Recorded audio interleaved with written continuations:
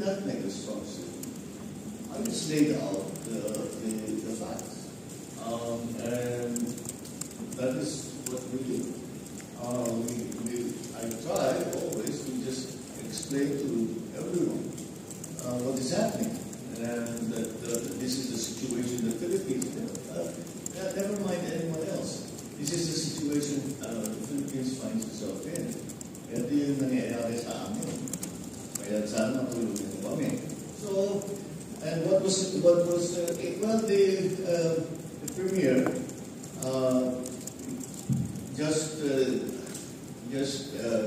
during his time to speak, just said that this is, as far as China is concerned, is within their local law and international law. Of course, we dispute that, but that's